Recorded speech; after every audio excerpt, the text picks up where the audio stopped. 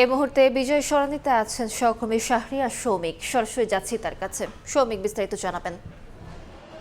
আলিশা, সরকারের পক্ষ থেকে কিন্তু বারবার বলা হচ্ছে দেশে এখন পর্যন্ত কোনো ধরনের কোনো জ্বালানি সংকট নেই, কিন্তু আমরা পাম্পগুলোতে যেখান থেকে ভোক্তারা তেল নেন সেখানকার চিত্রটি কিন্তু বলে দিচ্ছে যে সরকারের যে জ্বালানি সংকট নেই এমন কথার সাথে কিন্তু বাস্তবতার অনেকটাই অমিল আমরা লক্ষ্য করেছি। কারণ এই মুহূর্তে আমরা অবস্থান করছি রাজধানীর বিজয় সরণি ট্রাস্ট ফিলিং স্টেশনে। এখানে আমরা দেখেছি যে এই পাম্পে খুব স্বাভাবিকভাবে ভোক্তারা তেল নিতে পারছেন, তবে এই তেল নেয়ার লাইন কিন্তু যে ঠেকেছে একেবারেই বিএফ শাহীন কলেজের পেছনে, অর্থাৎ প্রায় মহাখালী ফ্লাইওভারের কাছাকাছি পর্যন্ত কিন্তু এই তেলের লাইন পৌঁছে গিয়েছে। আমরা এখানে যারা ভোক্তা আছেন, গ্রাহক যারা আছেন, তাদের সাথে আমরা কথা বলছি। তারা বলছেন যে সরকার তেলের সংকট নেই বললেও কিন্তু পাম্পগুলোর অবস্থা কিন্তু একেবারেই ভিন্ন। কারণ অনেক ঢাকা শহরের যে সকল পাম্পগুলো আছে সে সকল পাম্পগুলোর মধ্যে কিন্তু অনেকগুলো পাম্পই বন্ধ রেখেছে পাম্প মালিকরা, এবং তারা বলছেন ডিপো থেকে তারা পর্যাপ্ত পরিমাণে সরবরাহ পাচ্ছেন না। আবার পাম্প মালিকদের কাছে আমরা এসে কথা বলছি, এখানকার কর্মকর্তা কর্মচারী যারা আছেন তারা বলছেন যে ভোক্তা যারা আসছেন গাড়িতে তেল নেওয়ার জন্য তাদের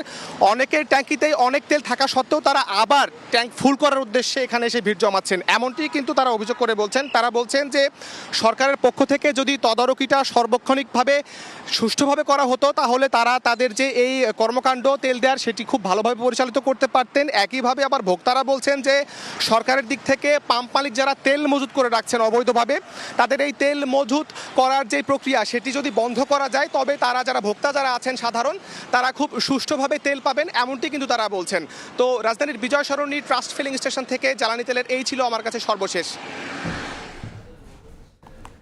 সরাসরি যুক্ত ছিলাম বিজয় সরণিতে।